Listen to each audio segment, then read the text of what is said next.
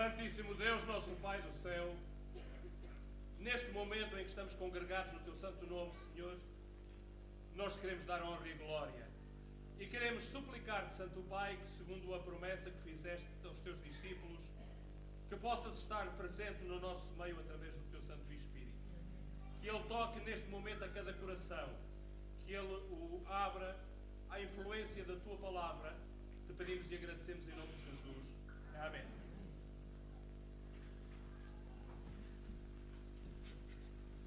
E vamos seguir louvando ao nosso Deus nesta manhã do santo dia de sábado com o hino 85.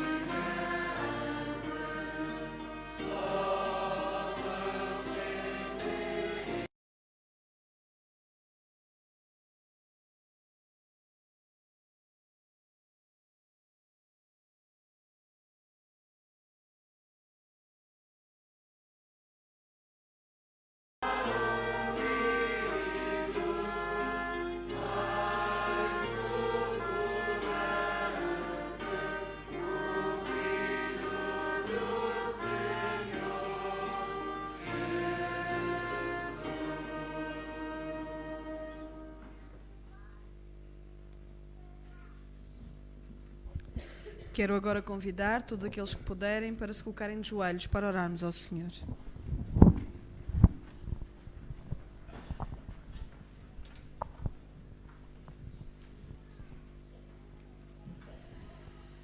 Querido bom e amado Pai, obrigada, Senhor, pela oportunidade que Tu nos dás de uma vez mais podermos nos reunir na Tua Santa Casa. Pedir, Senhor, que Tu possas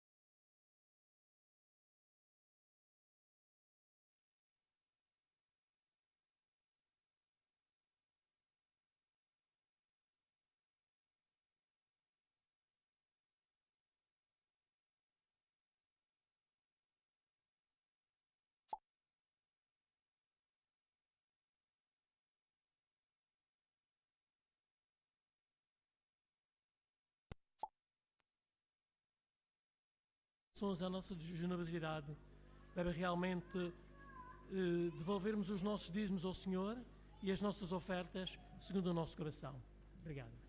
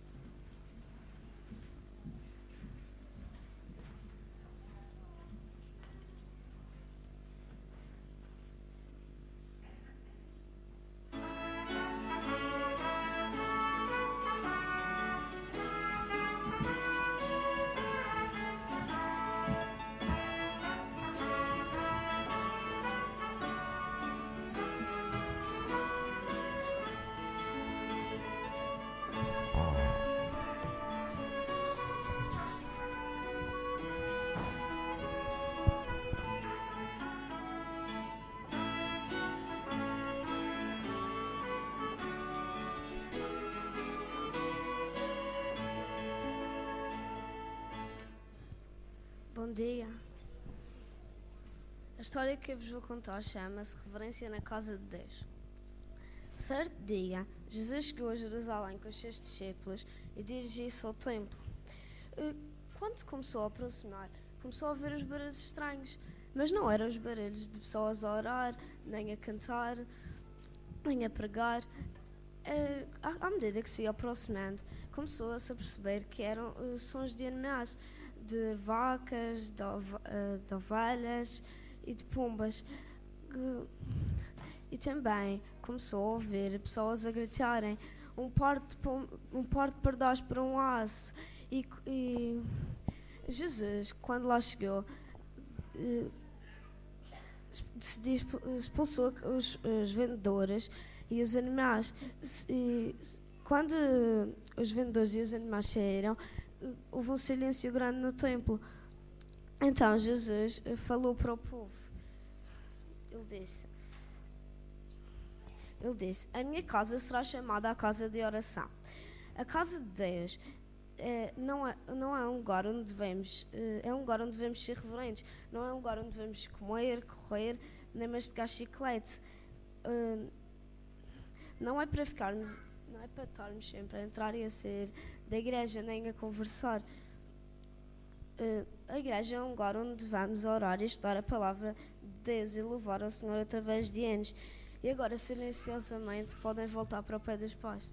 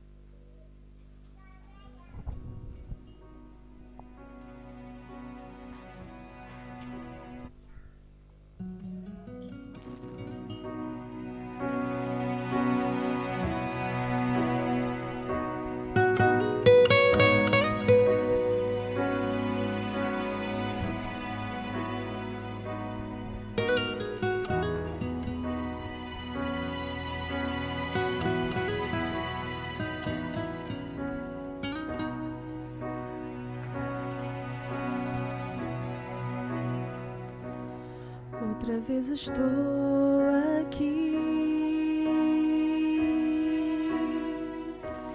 para confessar-me a ti. Sei que sabes quem eu sou e quem eu já fui.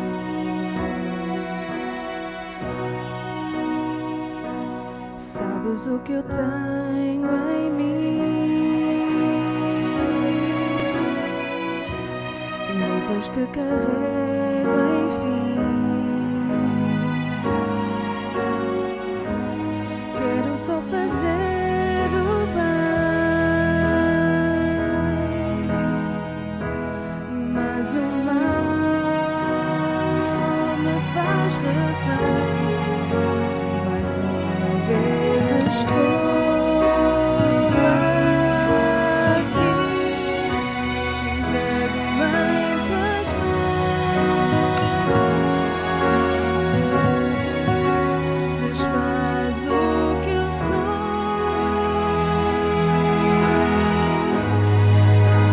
refaz-me outra vez,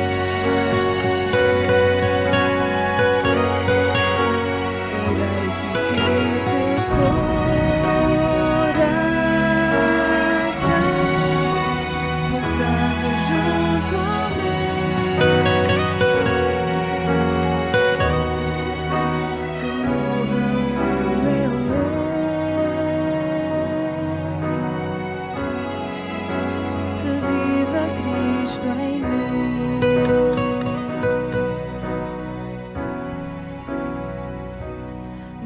que eu fizer por ti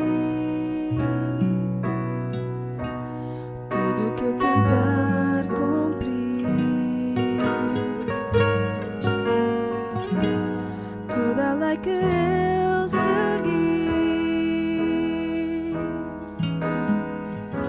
não me salvará.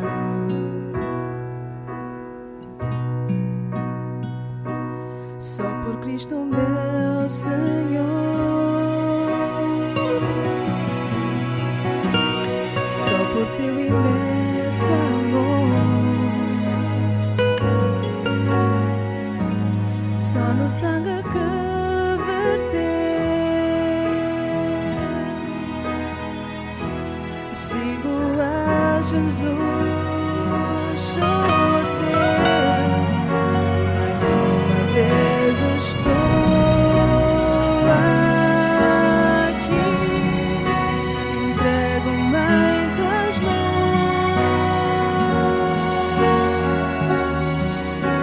desfaz o que eu sou,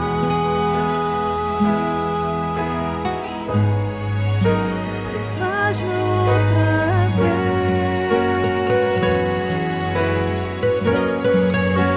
Irei sentir teu coração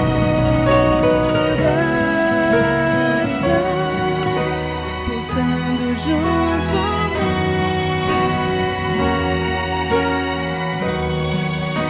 que muda o meu eu,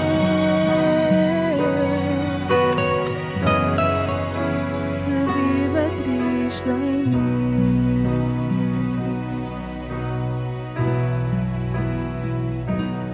Outra vez estou aqui para confessar-me a ti e que morra o meu eu, reviva Cristo em mim.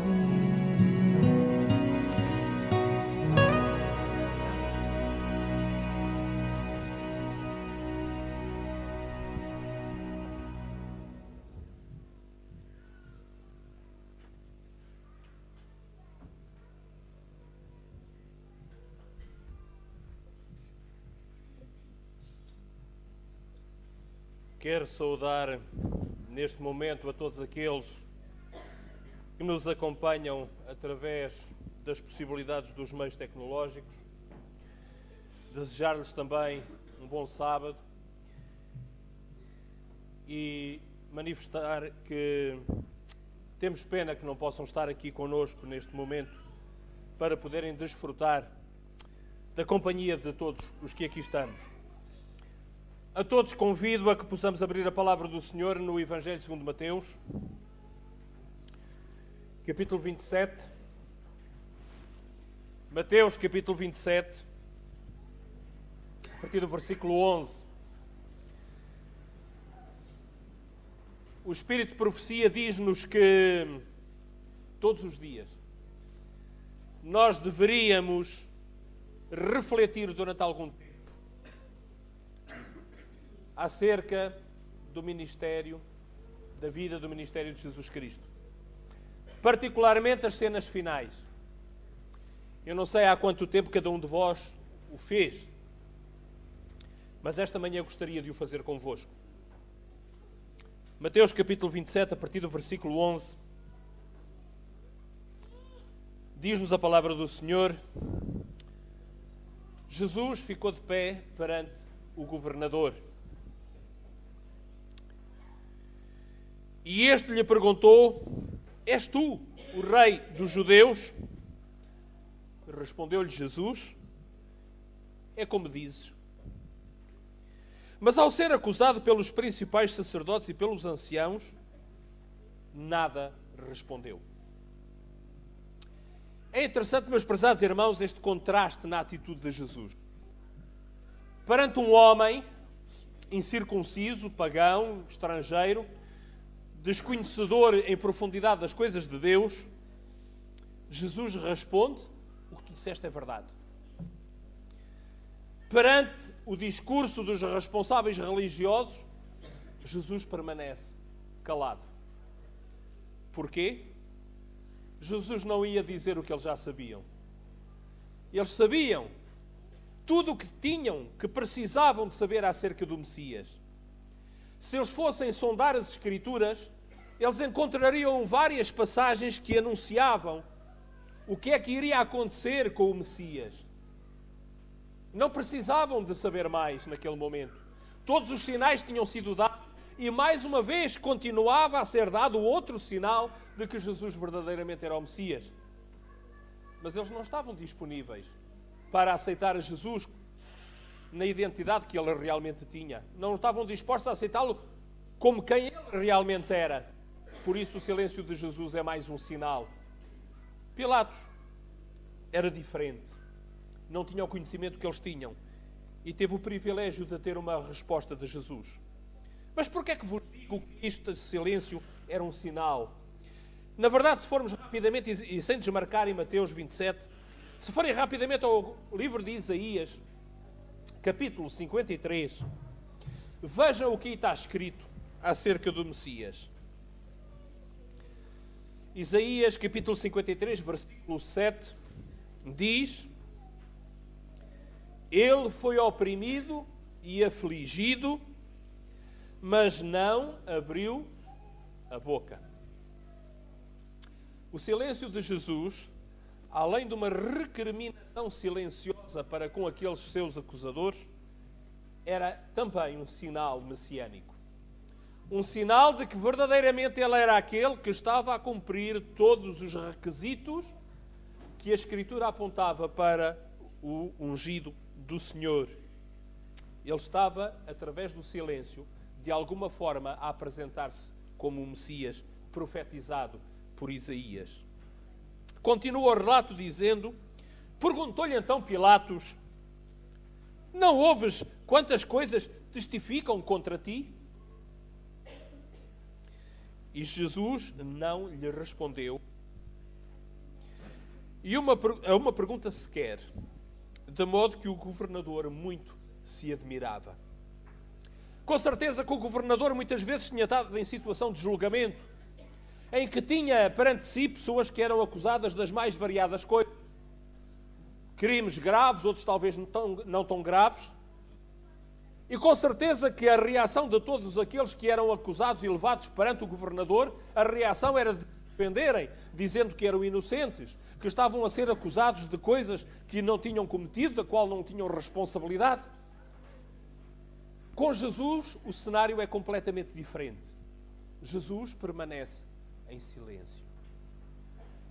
Com certeza que podemos imaginar com alguma facilidade o empenho com que os anciãos e os principais dos sacerdotes o acusavam, tentando demonstrar até que ponto ele era culpado de todas as coisas que ali levavam a julgamento. Mas Jesus continuava impávido e sereno, simplesmente ouvindo, sem se pronunciar, argumentando acerca da sua inocência. Inocência que ele tinha. Não há dúvida que Jesus era inocente. Mas às vezes o silêncio acaba por ser mais eloquente do que qualquer das afirmações que possamos fazer. E neste particular, Jesus estava a contrastar com aqueles que às vezes eram culpados, mas que se diziam inocentes. Porque esses diziam que eram inocentes, estavam a ser acusados injustamente. Mas Jesus, que era verdadeiramente inocente, permanecia em silêncio. Versículo 15. Ora, por ocasião da festa, a festa sabemos nós que era a festa da Páscoa, costumava o governador soltar um preso, escolhendo o povo aquele que quisesse.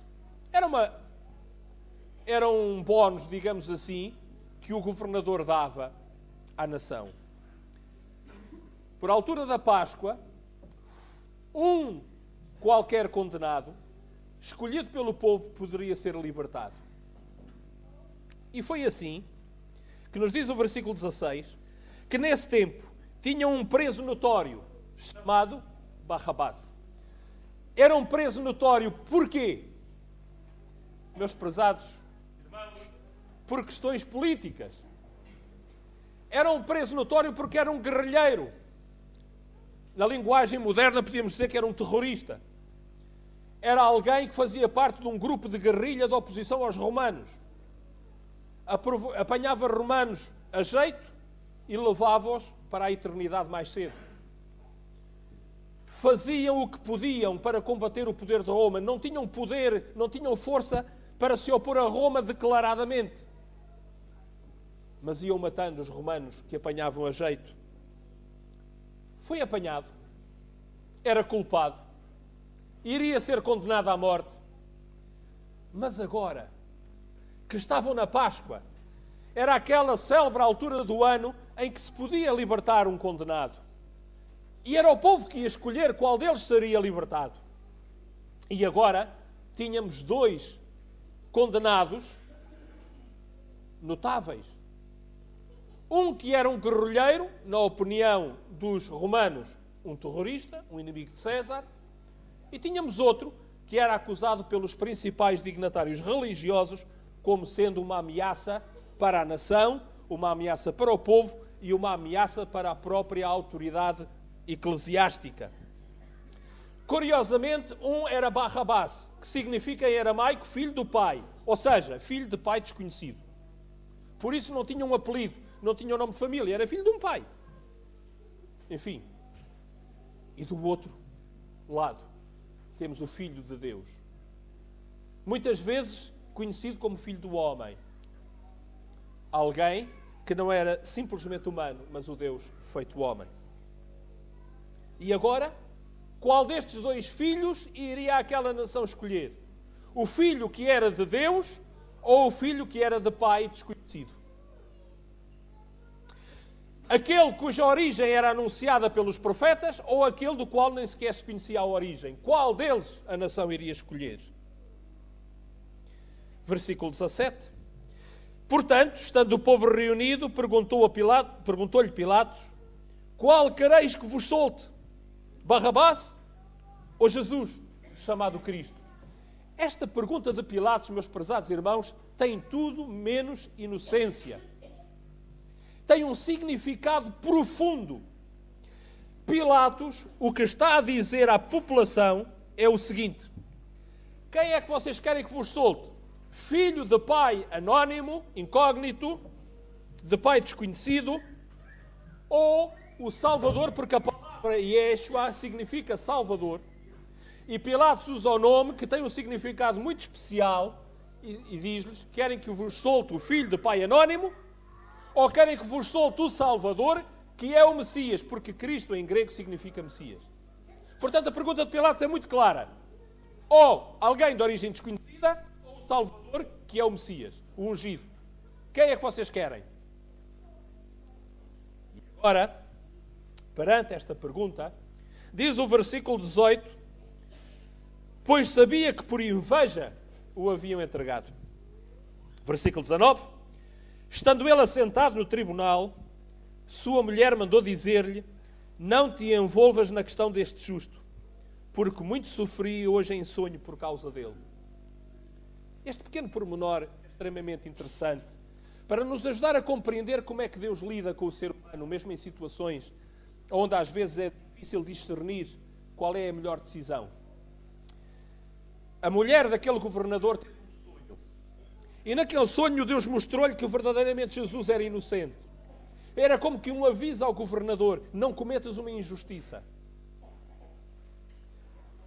Mas, infelizmente, aqueles que desempenham cargos políticos muitas vezes são vítimas das escolhas políticas que fazem.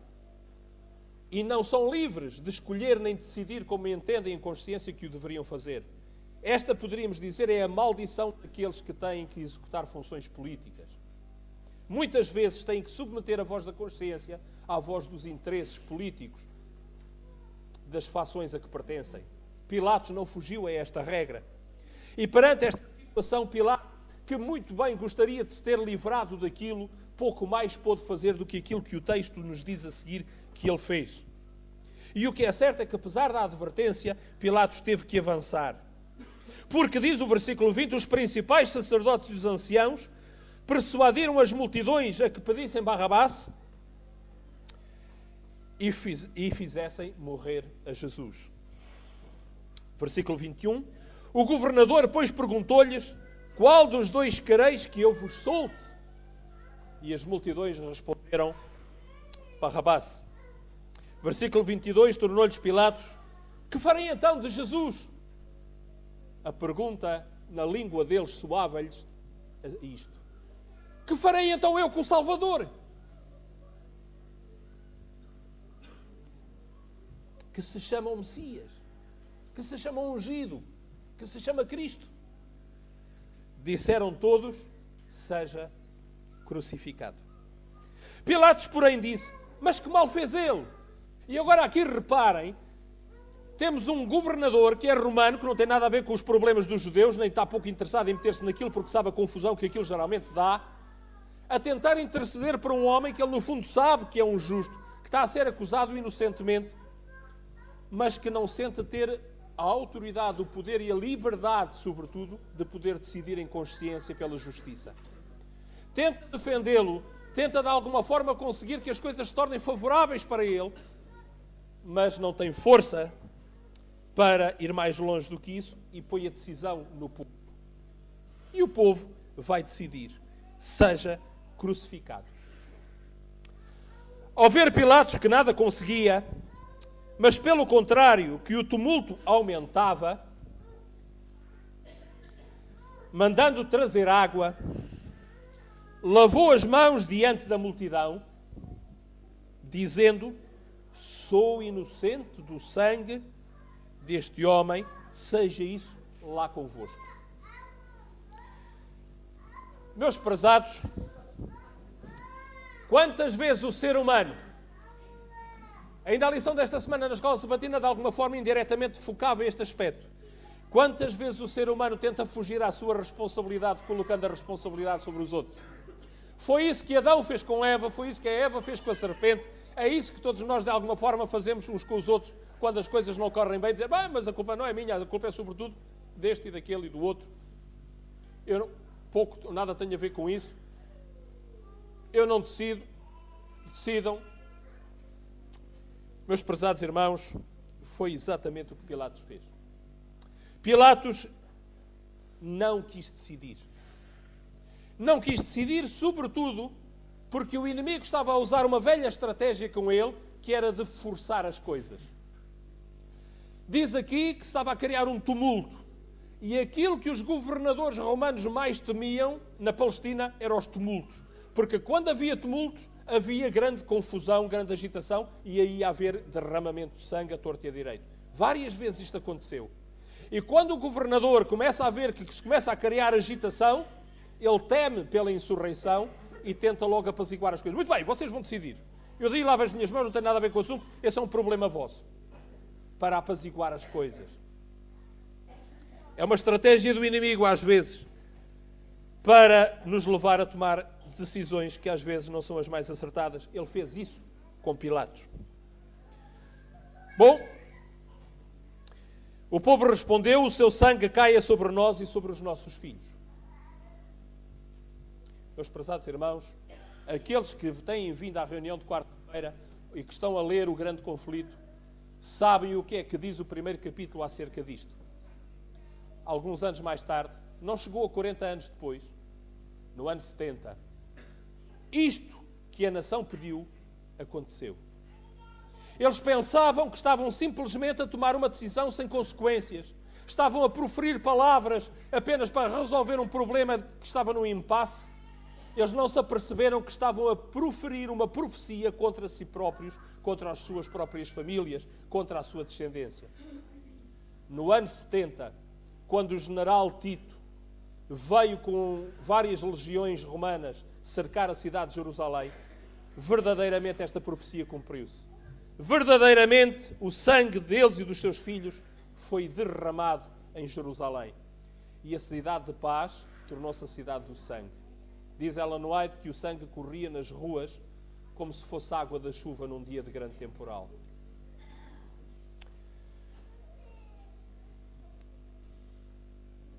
Continua o versículo dizendo, versículo 26, então lhes soltou Barrabás, mas a Jesus mandou açoitar e o entregou para ser crucificado. Versículo 27, nisso os soldados do governador levaram Jesus ao pretório e reuniram-se em torno dele toda a coorte. A coorte é um grupo de 600 soldados.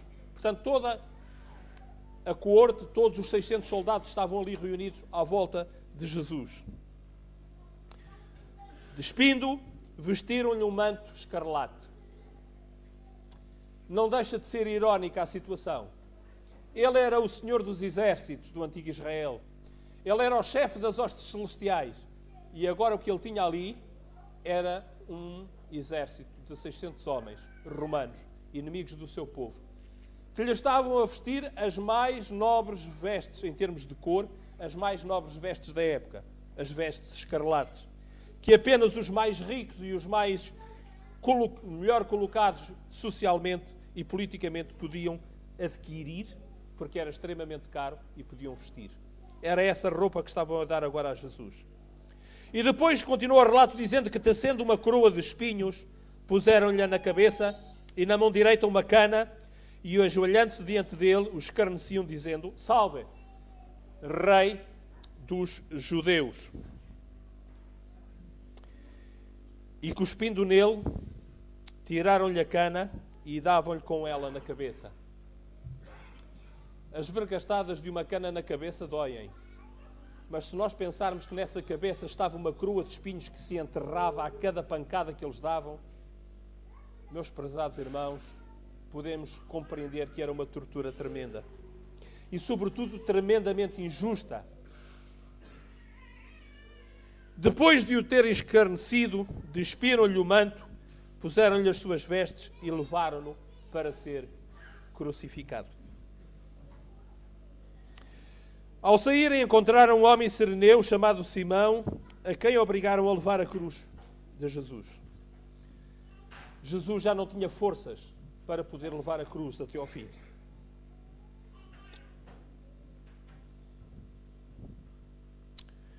Versículo 33.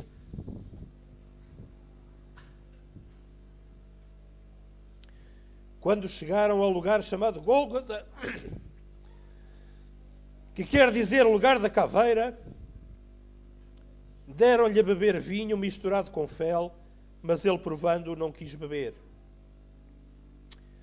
Jesus estava cheio de dores. O vinho com fel era uma espécie de analgésico, mas Jesus não quis ser anestesiado naquele momento. Ele quis continuar a sentir plenamente o seu corpo. Quis continuar a sentir a sensação de estar a substituir o pecador naquele momento. E então diz o texto que depois o crucificaram. Repartiram as vestes dele, lançando sortes, para que se cumprisse o que foi dito pelo profeta: repartiram entre si as minhas vestes e sobre a minha túnica deitaram sortes. Isto está nos Salmos. Puseram-lhe por cima da cabeça a sua acusação escrita, e a acusação era: este é Jesus, Rei dos Judeus. E como não podia haver um rei dos judeus que não fosse César, crucificaram a Jesus. Então foram crucificados com ele 2 salteadores, um à direita e outro à esquerda. E os que iam passando blasfemavam dele, abanando a cabeça e dizendo: Tu que destróis o santuário e em 3 dias o reedificas, salva-te a ti mesmo, se és filho de Deus, desce da cruz. Este versículo, meus prezados irmãos, é um dos poucos versículos que ilustra muito, muito bem o que faz a ignorância, o que faz o preconceito, o desconhecimento realmente dos factos como eles são. Eles tinham ouvido alguns alguém comentar que Jesus tinha dito que em 3 dias destruiria e reedificaria o templo. E eles pensavam que Jesus estava a falar do templo erigido por Herodes. Eles achavam que Jesus tinha dito que era capaz de, em 3 dias, fazer o que desde o ano 19, antes da nossa era, estava em construção e no tempo de Jesus ainda nem sequer estava acabado. E eles pensavam que Jesus tinha dito que em 3 dias fazia aquilo que os homens não conseguiram fazer em tantos anos. E então disseram: tu dizias que eras capaz de destruir o templo e construí-lo em 3 dias, olha, nem a ti mesmo te podes salvar.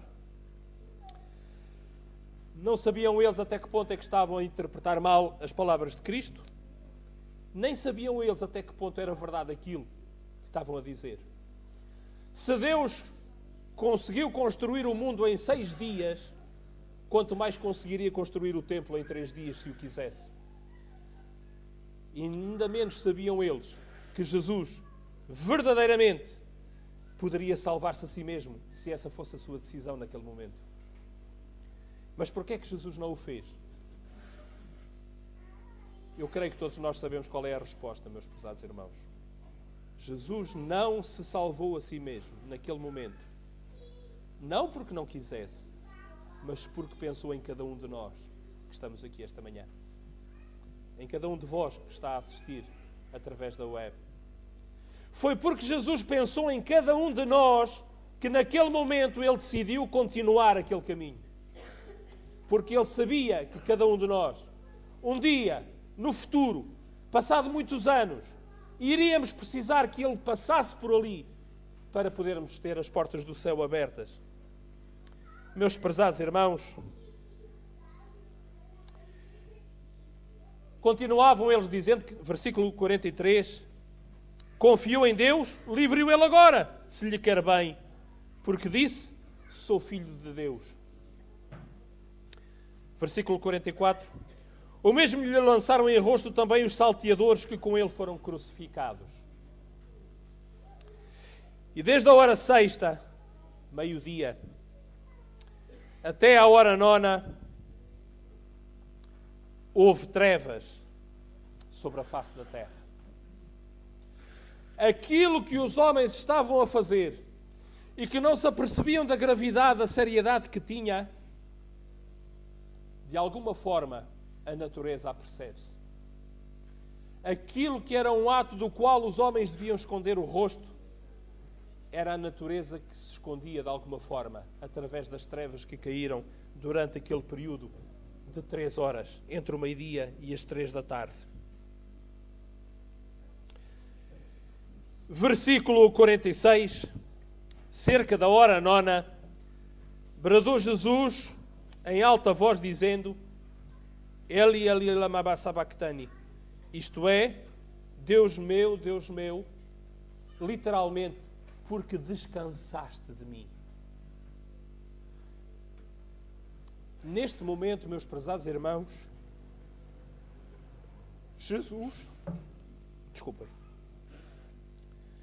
neste momento Jesus está a viver o momento mais difícil de toda a sua existência eterna. O momento mais difícil de Jesus não foi quando foi injustamente acusado. O momento mais difícil de Jesus não foi quando foi maltratado pelas vergastadas da cana que lhe enterravam a coroa de espinhos pela cabeça adentro. Não foi a dor, não foi a sede, não foi o calor desesperante que ele sentiu, nu, despido, exposto ao sol da Palestina, de 50 e tal graus à sombra, naquela hora entre o meio-dia e as 3 da tarde. Não foi esse o momento mais difícil de Jesus. O momento mais difícil que Jesus teve que passar foi este momento em que ele sentiu que estava longe do Pai. Pela primeira e única vez em toda a sua existência eterna, Jesus sentiu que o Pai não estava junto dele. E isto foi tão pesado para ele, que ele clamou com alta voz, porque sofria intensamente por dentro este afastamento do Pai. E tudo isto porquê? Para nós nos podermos salvar, meus prezados irmãos. Para eu me poder salvar. Para cada um de vós se poder salvar. É que Jesus pagou este preço. Alguns dos que ali estavam novamente mostraram ignorância e até alguma desatenção para com o que estava a passar. É verdade que Jesus não falou em aramaico, que era a língua que eles falavam, Jesus falou em hebraico. E eles diziam, olha, está a chamar pelo Elias. Vamos ver se o Elias o vai salvar. Como é possível que o ser humano, perante uma situação daquelas, de tremenda injustiça, sobretudo o momento em que o futuro de toda a humanidade está ali a ser decidido, instante a instante, para ver até que ponto é que Jesus vai, se vai mesmo até ao fim, ou se deita tudo a perder para sempre. Num momento tão solene e tão sério como este, como é que é possível que alguns ainda tivessem vontade de brincar, de gozar com a situação e de dizerem: olha, vamos lá ver se o Elias o vai salvar. Versículo 50. De novo bradou Jesus com grande voz e entregou o Espírito. Aqui Jesus pronunciou as célebres palavras: está consumado. Tudo o que ele podia fazer na terra estava feito. Foi até ao último instante vitorioso. Finalmente, as portas do céu começavam-se a abrir definitivamente para todos os pecadores que quisessem aceitar a Jesus como o seu Salvador pessoal. Versículo 51 está cá registado e não é por acaso, meus prezados irmãos. Diz que naquele momento o véu que separava o lugar santo do lugar santíssimo dentro do santuário, dentro do templo, fendeu-se de alto a baixo. A terra tremeu. As pedras racharam. Quando a terra treme, quando as pedras se fendem, há um barulho tremendo. Isso mete medo. Aqueles que já passaram por situações de tremores de terra sabem de que é que eu estou a falar. Agora imaginem que à vossa volta as pedras se racham. Mete medo verdadeiramente. E naquele momento não houve ninguém, seguramente, que tivesse vontade de brincar. Que tivesse vontade de dizer: olha, vamos lá ver o que é que o Elias vai fazer com eles. Aquilo que os homens não foram capazes de sentir, de se aperceber, a própria natureza sentiu profundamente. A terra, a natureza lamentava aquilo que estava a acontecer ao seu Criador e aqueles por quem Cristo tinha vindo morrer não se apercebiam do que se estava a passar. E num novo sinal vai aparecer para que verdadeiramente os homens entendam o sentido daquilo que Jesus estava a fazer ali, naquele momento. Diz o versículo 52 que os sepulcros se abriram e muitos corpos de santos que tinham dormido foram ressuscitados. Se dúvidas houvesse acerca do significado do que ali tinha acontecido, era o momento delas se dissiparem completamente.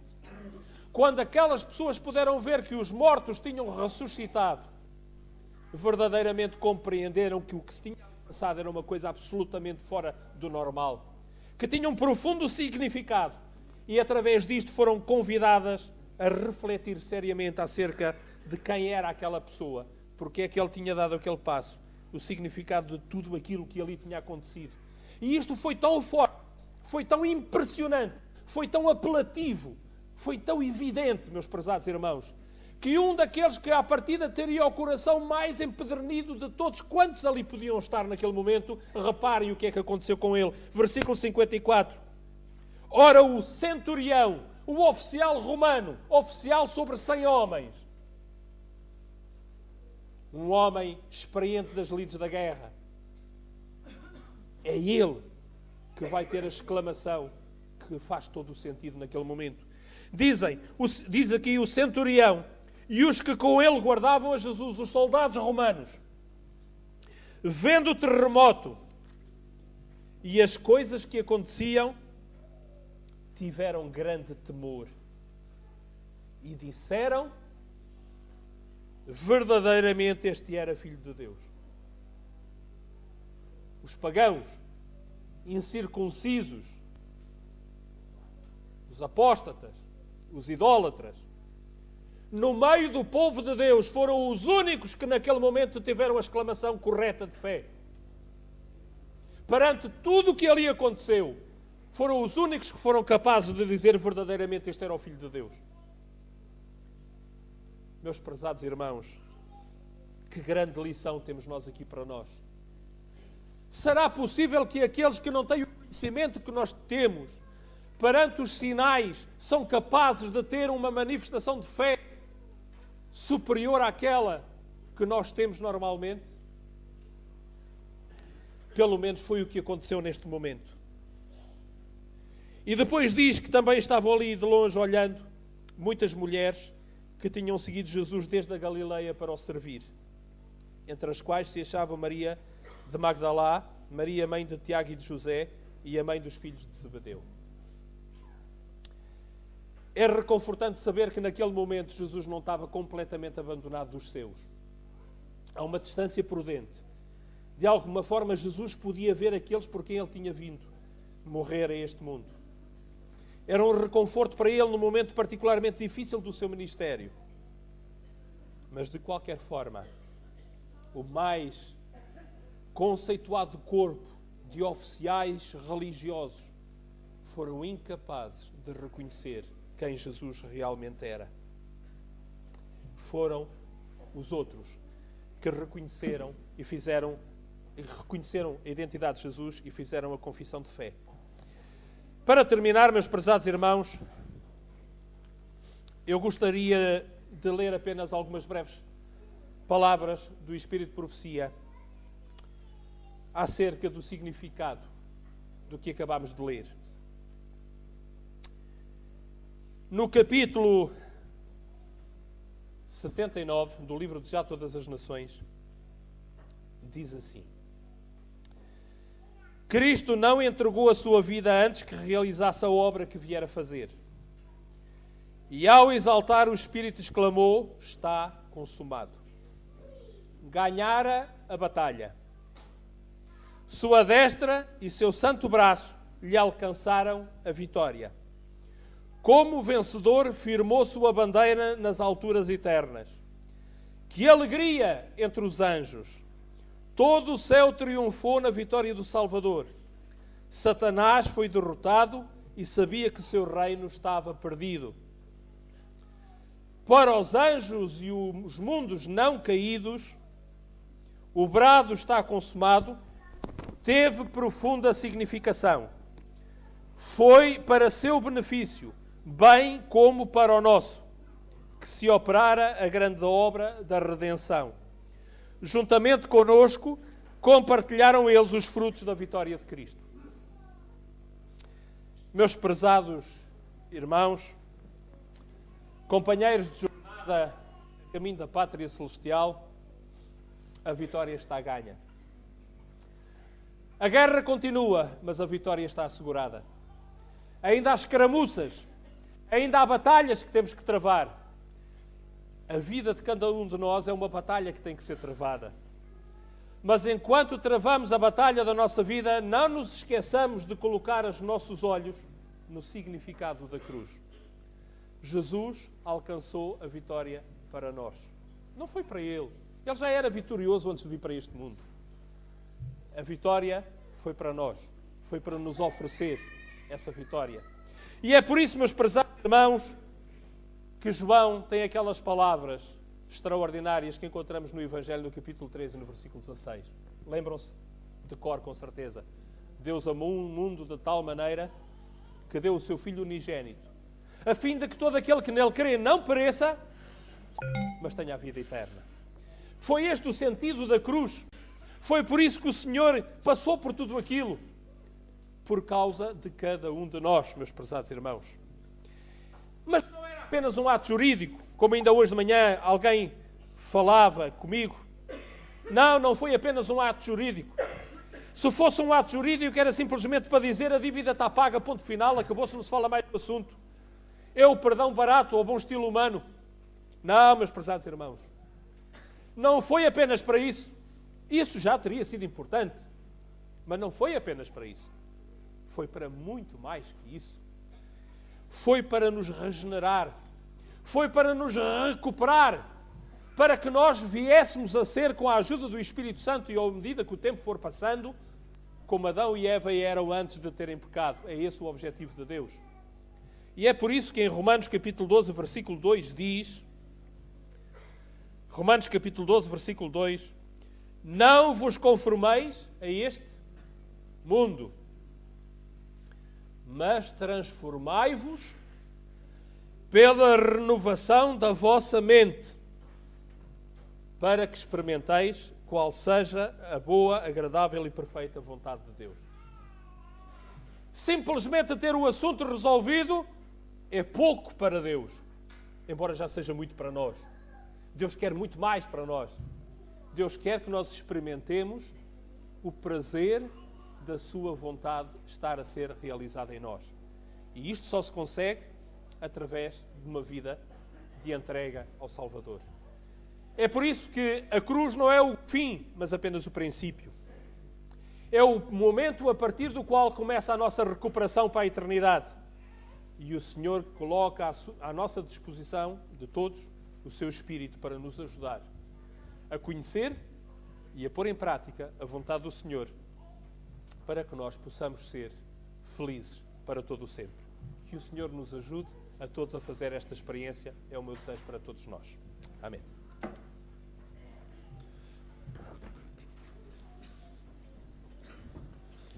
E para terminarmos o culto desta manhã, vamos entoar o hino número 63, 6-3.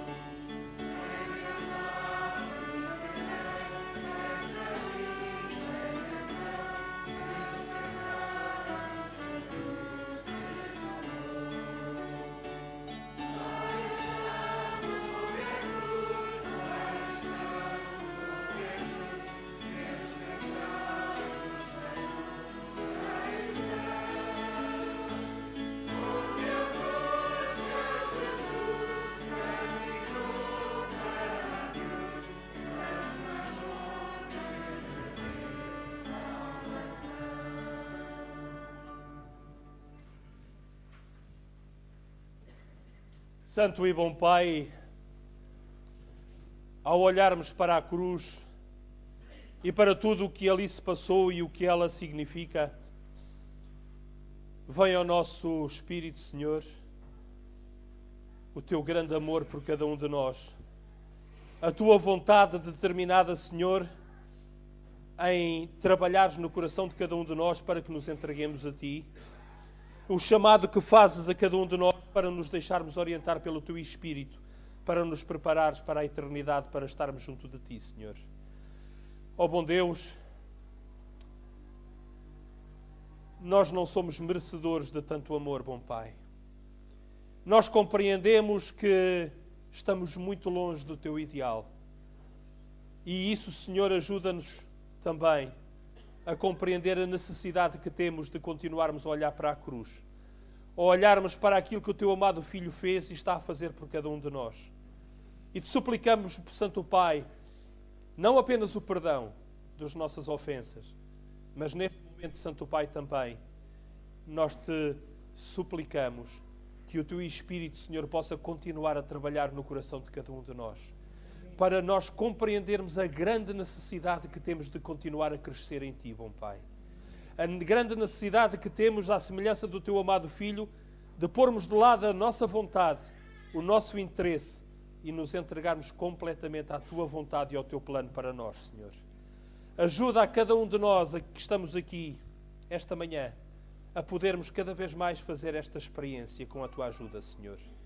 Que o Teu Espírito possa vir sobre cada um de nós e limpar o nosso passado e preparar e ajudar-nos a experimentar verdadeiramente aquilo que através do Teu apóstolo Paulo, Senhor, dizias, experimentar o benefício da Tua vontade, do Teu plano em cada um de nós, pela renovação do nosso entendimento.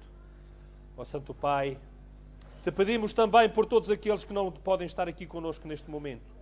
Aqueles a quem a doença tem afetado de tal maneira que têm estado separados da comunhão com o Teu povo. Ó Santo Deus, que o Teu Espírito neste momento também possa estar sobre eles e possa também, Senhor, operar neles o mesmo que pedimos para nós. Santo Pai, ao terminarmos este culto, nós queremos suplicar-te, Senhor, que os Teus santos anjos possam continuar a acompanhar-nos ao longo deste santo dia de sábado. Que a influência espiritual que eles possam exercer sobre nós possa não apenas influenciar-nos a nós, mas através de nós a cada um daqueles com quem estivermos em contacto. É o que te pedimos e agradecemos em nome de Cristo, o nosso Salvador. Amém.